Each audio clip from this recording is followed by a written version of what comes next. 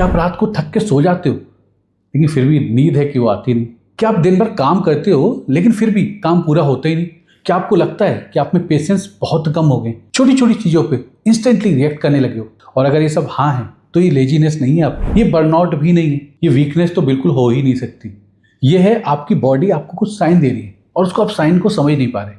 तो आज मैं आपको ऐसे 20 साइन बताऊंगा जो क्लियरली इंडिकेट करता है कि आपकी बॉडी ना स्ट्रेस के बायोलॉजिकल डेंजर जोन के ऊपर पहुंच चुकी है। और ट्रस्ट मी, इन्हें जानना ना बहुत जरूरी है आपके लिए, क्योंकि ज़्यादातर साइन वो हैं जो हम नॉर्मल समझते हैं लेकिन वो नॉर्मल नहीं है। और लेकिन पहले एक बात समझो कि स्ट्रेस ना कोई फीलिंग नहीं है, ये कंप्लीटली हार्मोनल डिस्टर्बेंस है। जब आप स्ट्रेस होते हो ना तो होता क्या है, कॉर्टिसोल और एड्रेनलिन रिलीज होते हैं, समझा? लेकिन ये हार्मोन जो है ना एक वक्त पे लाइफ सेविंग भी थे। जब आप जंगल में रहते थे तब आपको टाइगर से बचना होता था, लेकिन प्रॉब्लम ये है कि आज कोई टाइगर तो बचा नहीं। तो टाइगर कौन है फिर? आज का टाइगर है डेडलाइन, बॉस का message, EMI, traffic jam, family pressure. और ये टाइगर वो है जो कभी जाता ही नहीं। जंगल में तो चले भी जाते थे, ये वाले टाइगर जा ही नहीं रहे। तो बॉडी 24/7 सर्वाइवल मोड में ही रहती है। और सर्वाइवल मोड ऐसा कि एक के बाद एक, दूसरा के दूसरा आता रहता है और बॉडी को सिस्टमेटिकली अफेक्ट करता है। तो चलो देखते हैं कैसे करता है। नंबर 1 साइन है कि आपका दिमाग ना प्रॉब्लम सॉल्विंग मशीन बन गया है। सोच के देखो, सपोज 95% परफेक्टली कल के दिन सब अच्छी गई थी, मीटिंग में ना किसी ने कुछ बोल दिया, एक कमेंट आ गया, घर में कुछ छोटी सी बात हो गई थी और अब वो एक चीज रात के 11 बजे फिर चल रही है दिमाग में, एक लूप की तरह रिवाइंड हो रहा है, पॉज हो रहा है, रिप्ले हो रहा है। ये आपकी पर्सनैलिटी नहीं थी, अब ये क्या है? कॉर्टिसोल हाई है। क्रोनिकली जब कॉर्टिसोल ब्रेन को एक स्पेसिफिक मोड में लॉक कर देता है, थ्रेट डिटेक्शन मोड में। अब इसमें क्या होगा, प्रीफ्रंटल जो कॉर्टेक्स है वो रेशनल थिंकिंग करता है, लेकिन थिंकिंग करेगा कैसे? सप्रेसिव हो जाता है। लिम्बिक सिस्टम जो इमोशनल सर्वाइवल के लिए था अब ओवरड्राइव में चला जाता है। लेकिन आज जब डेंजर हमेशा क्रोनिक हो गया है ना तो बैकफायर करने लगता है। तो ब्रेन वो चीजें ढूंढने लगता है जो ऑलरेडी रिजॉल्व हो चुकी थी। अब साइन नंबर 2 की बात कर लेते हैं। आपका पेशेंस है लिटरली 0 हो चुका है। आप कार में जा रहे हो, आगे वाला ड्राइवर धीरे धीरे चल रहा है या पीछे से किसी ने हॉर्न मार दिया, क्या हुआ? इंस्टेंटली इरिटेशन हो गया, कोई हॉर्न की आवाज़ सुन के हो गया ये क्या हो रहा है, ये कर क्या रहा है आदमी, एकदम से अंदर से गुस्सा आने लगा, ओवर रिएक्शन में चले गए। एक्चुअली में हुआ ये कि एड्रेनलिन जो हेल्थ था ना वो सेंसिटिव इंडिकेटर था। अब एड्रेनलिन ग्लैंड जो है जो कॉर्टिसोल और एड्रेनलिन जो प्रोड्यूस करते हैं, जब क्रोनिकली ओवरलोडेड होने लगती है तो इमोशनली रेगुलेशन विंडो छोटी सी हो जाती है। अब छोटे छोटे ट्रिगर्स पे बॉडी फुल स्ट्रेस रिस्पॉन्स दिखाती है। पेशेंस सिर्फ वर्चुअल नहीं है, ये आपकी बॉडी के एड्रेनलिन ग्लैंड की हेल्थ बताता है। तो जितने कम पेशेंस उतना ज़्यादा स्ट्रेस का ओवरलोड होने लगेगा। अब साइन 3 की भी बात कर लेते हैं। मल्टीटास्किंग बढ़ती जाएगी, कई सारे काम एक साथ करने लगे लेकिन प्रोडक्टिविटी 0। ये थोड़ा फनी लगेगा लेकिन आइडेंटिफाई करो, आप एक काम स्टार्ट करते हो, 2 मिनट में दूसरा याद आता है, फिर तीसरा, और तीनों अंत तक कोई भी कंप्लीट नहीं हुई। क्यों? बॉडी आपकी फाइट एंड फ्लाइट मोड में हमेशा लगेगी। ब्रेन जो है हाइपर एक्टिव होता रहता है, बहुत फास्ट चलेगा, सारे काम एक साथ करने हैं लेकिन फोकस कहीं पे भी नहीं रहेगा, फोकस एकदम 0। अब इससे होगा क्या? काम जो होंगे आपके वो टास्क इनकम्प्लीट रहेंगे। अब बॉडी के पास एक कॉर्टिसोल नया सोर्स बना लेता है, साइकिल फिर से बढ़ती जाती है। इनकम्प्लीट टास्क की लिस्ट देख के ना अलग से स्ट्रेस आने लगता है। ये छोटा पॉइंट नहीं है, ये बहुत पावरफुल है। अब तक जो हमने बात की वो केवल 3 साइंस की बात की है और ये सब दिमाग वाली बात है, बॉडी की तो अभी बात ही नहीं हुई। चलो आगे समझते हैं कि बॉडी पे क्या क्या करेगा, ये बड़ा इंटरेस्टिंग है। साइन नंबर 4 की बात करते हैं। सुबह उठना ना बड़ा मुसीबत जैसा लगता है। क्यों? क्योंकि नॉर्मली कॉर्टिसोल एक नेचुरली रिदम होता है, सुबह 6 से 8 के बीच कॉर्टिसोल नेचुरली पीक पे होता है। ये आपके बॉडी बेड से उठाने का काम करता है, लेकिन बॉडी का बिल्ट इन अलार्म सिस्टम है।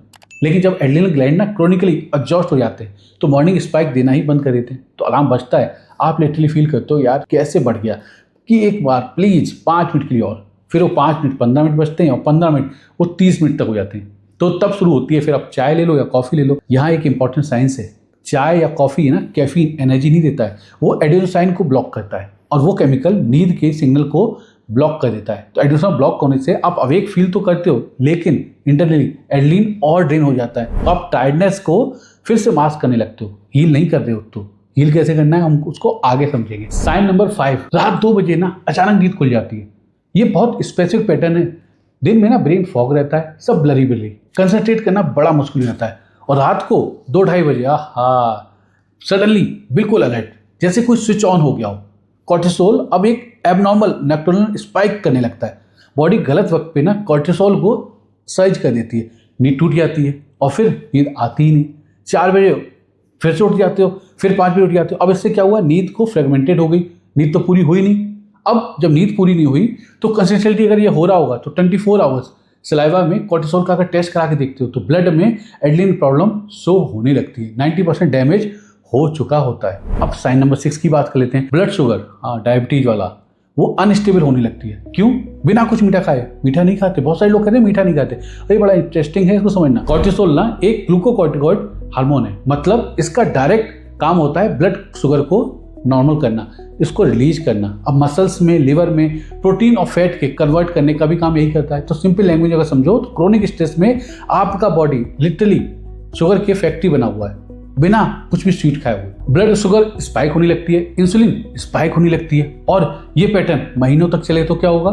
इंसुलिन रेजिस्टेंस और इवेंचुअली टाइप 2 डायबिटीज। अब महीनों तक पेशेंट मैंने देखे जो स्टेरॉइड लेते हैं किसी वजह से, अब उसकी वजह से क्या होता है, ये सिंथेटिक कोर्टिसोल जो डॉक्टर उन्हें देते हैं किसी प्रॉब्लम की वजह से, जब महीनों तक लेते हैं तो डायबिटीज हो जाती है। और यही तो क्रोनिक स्ट्रेस में भी होता है, बट ये धीरे धीरे करके होता है। अब यहाँ तक ना हम ब्रेन और एनर्जी के बारे में समझ रहे थे, लेकिन अब देखते हैं कि स्ट्रेस आपकी बॉडी को ना शेप को लिटरली कैसे अपने प्रिंट छोड़ देता है, आपकी बॉडी पे देखने लगता है वो स्ट्रेस है कैसे। अब उसको साइंस 7 से समझना शुरू करते हैं। आपका बेली फैट अगर बढ़ रहा है लेकिन पैर बड़े पतले पतले से हो रहे हैं, ये एक स्पेसिफिक बॉडी शेप है। ये सिर्फ डाइट की वजह से नहीं, और आपको सोचा डाइट खराब है ना, हाई कोर्टिसोल और हाई इंसुलिन का कॉम्बिनेशन पर्टिकुलर पैटर्न को क्रिएट करता है। एब्डोमेन में जो फैट है उसका स्टोरेज बढ़ाने लगता है, और लेग्स में और ग्लूट्स में मसल्स का लॉस होने लगता है। क्यों होता है भाई सब? कोर्टिसोल कैटाबॉलिक हार्मोन है, ये मसल टिश्यू को ब्रेक डाउन करता है क्विक एनर्जी के लिए, और अटैक सबसे पहले लोअर बॉडी पे पड़ता है। साथ में इंसुलिन जो विसरल फैट को, और ये फैट वो है जो इंटरनल जो ऑर्गन्स हैं उनके आसपास जमा होता है, उसको स्टोर करने लगता है। तो एक तरफ तो मसल जाती है, दूसरी तरफ फैट आ जाता है स्पेसिफिक एरिया में, जैसे आपके बेली फैट के आसपास। तो अगर आप इस पैटर्न की बॉडी में हो, जिम नहीं छोड़ रहे हो, डाइट भी रीजनेबल ले रहे हो, तो भी ये बॉडी का कंपोजिशन है, क्योंकि स्ट्रेस की वजह से ये हो रहा है। अब साइन नंबर 8 की बात कर लेते हैं। आप सीधे वॉक करो या इंक्लाइन पे, आप सांसें फूल जाती है, तेज तेज चलने लगते हो। ये एड्रेनलिन वीकनेस है, ये कई बार फिजिकल इंडिकेटर होता है, और ये कॉमन साइंस है। सडनली खड़े होने पे ना डिजीनेस सा फील होने लगता है, लाइट हेडनेस लगने लगती है, ये सब भी एड्रेनलिन वीकनेस का ही हिस्सा है। अब साइन 9 की भी बात करते हैं। जॉइंट्स में दर्द होता है ना, ये क्रोनिक इन्फ्लेमेशन है। यहाँ एक इंटरेस्टिंग बायोलॉजी है, इसको समझते हैं। कहते हैं कि स्ट्रेस में ना कोर्टिसोल हाई होता है तो इन्फ्लेमेशन भी कम हो जानी चाहिए, लेकिन ऐसा नहीं होता। क्यों नहीं होता? जब कोर्टिसोल क्रोनिकली हाई रहता है ना, तो एग्जैक्टली जैसे ही इंसुलिन रेजिस्टेंस होता है ना, कोर्टिसोल का सिग्नल वे रिस्पॉन्ड करना भी कम कर देती है, रिसेप्टर इनसेंसिटिव हो जाते हैं। कोर्टिसोल का भी रेजिस्टेंस डेवलप होता है, जैसे इंसुलिन का रेजिस्टेंस होता है। अब कोर्टिसोल जब हाई रहेगा लेकिन बॉडी उसको यूज ही नहीं कर पाई, सीधी सी बात तो ये है। तो इन्फ्लेमेशन जब अनचेक रह जाती है तो फिर अर्थराइटिस, टेंडाइटिस, ब्रूसाइटिस, जहाँ पे लास्ट में TIS लग जाए, टिस, तो अक्सर ये सब वियर एंड टियर नहीं है, ऑफन स्ट्रेस ओवरड्राइव भी है। अब तक 9 साइन हो गए, और ऑनेस्टली कमेंट में बताओ कि आप में कितने साइन प्रेजेंट है। और अगर मुझसे पूछोगे ना तो 9 में से 9 मैंने भी कभी ना कभी फेस जरूर किए। तो जज नहीं करना है, समझना है। चलो आगे समझते हैं। साइन नंबर 10 को समझते हैं। लेग में ना क्रैम्प्स होना, बॉडी को टेंस रहती है। स्ट्रेस में ना बॉडी एक स्पेसिफिक मिनरल लूज करती है जिसको बोलते हैं पोटेशियम। पोटेशियम डिफिशियंसी के ना इफेक्ट कंपाउंड होते हैं। ब्लड प्रेशर अप होता है, हार्ट रेट जो होता है ना इरिदम होने लगता है, लेग में क्रैम्प आने लगते हैं, पूरी बॉडी में बैकग्राउंड में टेंशन रहती है। पोटेशियम जो होता है ना फिजियोलॉजिकल रिलैक्सेंट है, रिलैक्स करता है बॉडी को, लिटरली नर्वस सिस्टम को काम करता है। आपको इसके बिना सब कुछ हाई अलर्ट रहेगा। सॉल्यूशन सिंपल सा है, सैलेड लेने लगो भाई, ग्रीन लीफी वेजिटेबल ले लो, एवोकाडो ले लो, और पोटेशियम को अपनी बॉडी के अंदर रेशियो अच्छा रखो। अब साइन 11 की बात कर लेते हैं। स्ट्रेस ना दिन के बाद ना, स्ट्रेसफुल दिन जब पूरा दिन रहे स्ट्रेस में रहे, उसके बाद नमकीन की बड़ी क्रेविंग होती है, चीज की बड़ी क्रेविंग होती है, चिप्स की बड़ी क्रेविंग होती है। क्यों होता है? क्योंकि कुछ लोग ना यार ये कहते हैं जंक फूड की आदत है। ये आदत नहीं है, साइंस समझते हैं, इसके पीछे साइंस है। बॉडी को ना एड्रेनलिन को फंक्शन करने के लिए सोडियम चाहिए। जब एड्रेनलिन जब ओवरलोड करते हैं ना, तो बॉडी उस समय एक्टिवली सोडियम मैनेज कर रही होती है। तो क्रेविंग का एक सिग्नल है, ये वीकनेस नहीं है, बॉडी को रिक्वायरमेंट है। सुनना जरूरी है। सी सॉल्ट ठीक है, लेकिन पोटेशियम साथ में लेना बिल्कुल मत भूलना। मैंने बताया था ना पोटेशियम बड़ा जरूरी है। साइन नंबर 12 की बात कर लेते हैं। बार बार बीमार पड़ रहे हो, इन्फेक्शन जल्दी पकड़ रहा है। क्यों? कोर्टिसोल इम्यून सिस्टम को सप्रेस करता है। ये एक नॉर्मल मैकेनिज्म है। एक्यूट स्ट्रेस में ना ये यूजफुल है, एक वक्त पे एक पाम।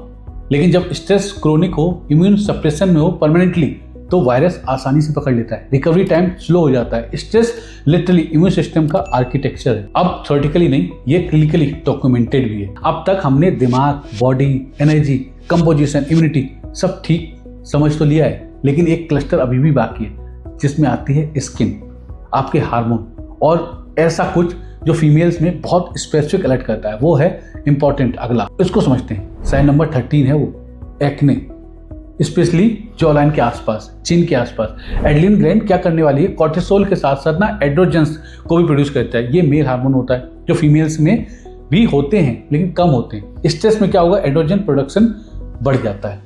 अब जो सर्विसेस ग्लैंड है आपकी, वो ग्लैंड स्किन में ऑयल प्रोड्यूस कर देती है, इनलार्ज हो जाते हैं। इससे एक्सेसिव सीबम से ब्लॉक पोर्स इन्फ्लेम्ड हो जाते हैं, एक्ने आपको आना शुरू होते हैं। और फीमेल्स के लिए ना एक एडिशनल कंसर्न और होता है, high cortisol, high insulin, high androgen, ये कॉम्बिनेशन मिलके आपको पीसीओएस की तरफ भी लेके जाता है। इसी का ड्राइवर होता है।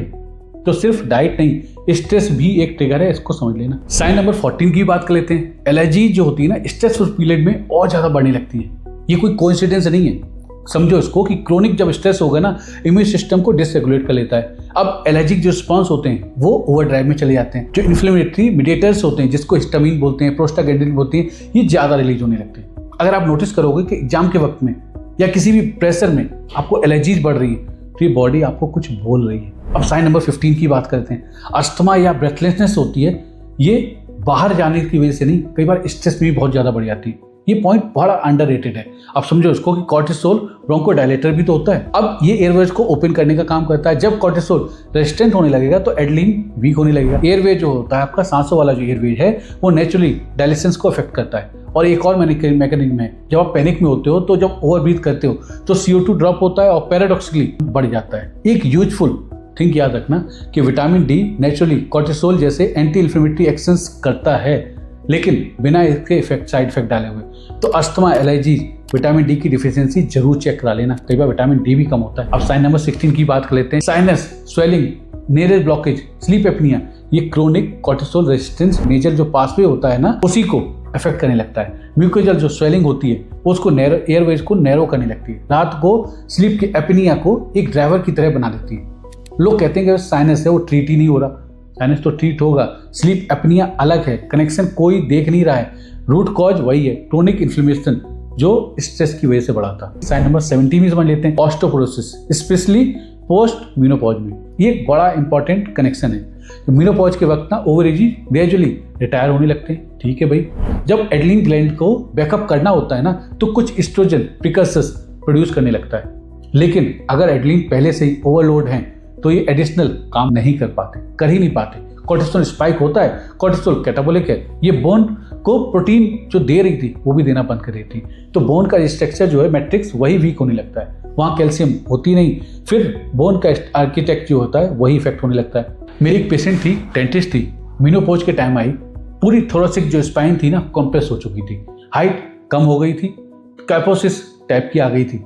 ये एजिंग नहीं थी, ये हार्मोनल कास्केड था जो उन्होंने अनचेक रहा। मोरल ऑफ द स्टोरी ये है कि मेनोपॉज से पहले एड्रेनल हेल्थ पे काम करना शुरू कर दो। कैसे करोगे, जब सॉल्यूशन की बात करेंगे तब मिल जाएगा आपको उसका सॉल्यूशन भी। साइन नंबर 18 की भी बात कर लेते हैं। एसिड रिफ्लेक्स या गैस्ट्राइटिस जो ठीक ही नहीं हो रहा। अब सुनने में लगेगा यार ये तो ज्यादा ही हो रहा है, ऐसे कैसे, स्ट्रेस से कैसे गैस्ट्राइटिस होती है, समझते हैं इसको। देखो, स्ट्रेस में क्या होगा, स्टमक का जो अपर स्फिंक्टर है और जो लोअर ईसोफेजिक स्फिंक्टर है उसको अफेक्ट करता है स्ट्रेस, और वो प्रॉपर्ली क्लोज ही नहीं होता। जब क्लोज नहीं होता तो क्या होगा, GERD स्टार्ट होगा। अब ज्यादातर लोग क्या करेंगे इस समय पे, एंटासिड लेने लगेंगे, शॉर्ट टर्म पे रिलीफ तो मिलेगा, लेकिन प्रॉब्लम कहाँ थी एसिड की, प्रॉब्लम तो स्ट्रेस की थी ना, उसको तो सही किया नहीं। तो जब उसको नहीं किया और एंटासिड लेने लगी तो बॉडी क्या करेगी, ओवर कंपनसेट करने की कोशिश करेगी ना। अब इससे क्या होगा, डाइजेस्टिव जो एंजाइम्स जो सपोर्ट मिलने वाला था वो भी खराब हो गया। अब डॉक्टर के पास जाओगे, दवाइयाँ लोगे, एसिड को कम करोगे, लेकिन स्ट्रेस को सही नहीं करोगे तो ये जाने वाली नहीं है। अब साइन नंबर 19 की बात कर लेते हैं। गॉल स्टोन का रिस्क, ये कनेक्शन बहुत कम लोग समझ पाते हैं। समझो इसको कि कॉर्टिसोल बाइल प्रोडक्शन को इफेक्ट करता है। अब बाइल का काम होता है, कॉर्टिसोल में बाइल को प्रॉपर्ली डिजॉल्व नहीं हो पाएगा। अब स्लोली क्रिस्टलाइजेशन होना स्टार्ट हो जाएगा, उसी से बनते हैं आपके गॉल स्टोन। गाल ब्लैडर में ना इशू क्रोनिक स्ट्रेस के कनेक्शन की वजह से सिग्निफिकेंटली अंडररेटेड रहता है। फैटी फूड के बाद डिस्कम्फर्ट होता है तो राइट साइड एब्डोमेन अगर पेन होता है तो चेक करा लेना, क्योंकि हाइपर एसिडिटी जो हो रही है वो स्ट्रेस की वजह से भी हो रही होती है। अब चलते चलते 20 साइन भी समझ लो। जो ऑटोइम्यून कंडीशंस होती है ना, उसका ट्रिगर आपका स्ट्रेस ही है, और ये लास्ट साइन है, और ये बहुत डीप है। समझो कि जो क्रोनिक स्ट्रेस होता है ना, वो गट की परमेबिलिटी को बढ़ा देता है। ये इंटेस्टाइन जो लाइनिंग है ना, वो वीक हो जाता है। अब पार्टिकल्स जो होते हैं वो ब्लड में आने लगते हैं और वो इंटर हो जाते हैं। और जब पार्टिकल इंटर हो जाते हैं तो इम्यून सिस्टम को डायरेक्टली अटैक करता है, और कभी कभी वो इम्यून जो आपकी बॉडी का जो इम्यून सिस्टम है वही रिस्पॉन्स कर देता है आपके टिश्यू के लिए। इसी को बोलते हैं ऑटोइम्यून, मतलब आप ही की बॉडी आप ही की इम्यूनिटी की तरफ गड़बड़ कर लेती है, जिसकी वजह से थायराइड इश्यूज होने जाते हैं, रूमेटिक आर्थराइटिस होती है, ल्यूपस इन्फ्लेमेटरी बाउल डिजीज भी होती है। इन सब में एक कॉमन थ्रेड है, स्ट्रेस एक सिग्निफिकेंटली ट्रिगर होता है। यार ये 20 साइंस तो हो गए, और मैं जानता हूँ कि एक दो तो आपने खुद में देखे जरूर होंगे इन साइंस में से। तो अब इसके सॉल्यूशन क्या है? अब सॉल्यूशन की बात करें तो जो वो सॉल्यूशन जो एक्चुअली काम करते हैं, तो सॉल्यूशन नंबर 1 ये है कि अटेंशन को डेलिबरेटली शिफ्ट करो। ऐसे जैसे कि चेस करने लगो, गार्डनिंग करने लगो, बर्ड को देखने लगो, गार्डन में बैठ जाओ, थोड़ी देर शांति से बैठो बिना किसी काम के। ये टाइम वेस्ट नहीं है, नर्वस सिस्टम को अब रीसेट का टाइम दे रहे हो। हेल्थ का काम दिमाग के लूप से बाहर खींचना है, कॉर्टिसोल मेजरेबल नीचे गिरने लगेगा। सॉल्यूशन 2 में ये करो कि अपना सर्किल को ना देखो जरा, जिन लोग के साथ आप रह रहे हो ना कंसिस्टेंटली, अगर आप ड्रेन फील कर रहे हो तो उनके साथ कंसिस्टेंटली जो आप टाइम दे रहे हो उसको रिड्यूस करना शुरू कर दो। कॉर्टिसोल और एड्रेनलिन दोनों का टॉक्सिन जो रिलेशनशिप है ना, वो मेजरली स्पाइक होता है, वो कम होना शुरू हो जाएगा। छोड़ो कुछ लोगों को। सॉल्यूशन नंबर 3 है पोटेशियम का इंटेक बढ़ा दो। सैलेड लेने लगो, ग्रीन लीफी वेजिटेबल लेने लगो, एवोकाडो लेने लगो, इलेक्ट्रोलाइट का ध्यान रखो। रेशियो याद रखना, potassium should be double of your sodium. Sea salt okay है, लेकिन पोटेशियम का बैलेंस बहुत जरूरी है। अब सॉल्यूशन 4 नंबर ये है कि मूवमेंट करने लगो। कुछ भी स्ट्रेस आ रहा है ना ज़्यादा, निकल जाओ पार्क में, निकल जाओ, ऐसे ही कहीं पे भी घूमो, शांति से घूमो, बिना ईयरफोन लगाए हुए ऐसे ही घूमो, अपनी ब्रीथिंग को देखो, थोड़ा बहुत डांस करने लगो, थोड़ा बहुत स्ट्रेच कर लो, कोई भी फिजिकल एक्टिविटी करने लगो, इससे आपका स्ट्रेस कम होता है। सॉल्यूशन नंबर 5 है कि हफ्ते में ना एक दिन कोई ऐसा रखो कि न्यूज़ से ना आपको डिटॉक्स करो। सीधा ऑब्जर्वेशन है, कॉर्टिसोल और बेसलाइन एंजाइटी न्यूज़ से ना एकदम से बढ़ता है, तो भी एक हफ्ते के लिए न्यूज़ ही देखना बंद कर दो। सॉल्यूशन नंबर 6 है ना, लो कार्ब डाइट को ना सीरियसली लो। क्यों?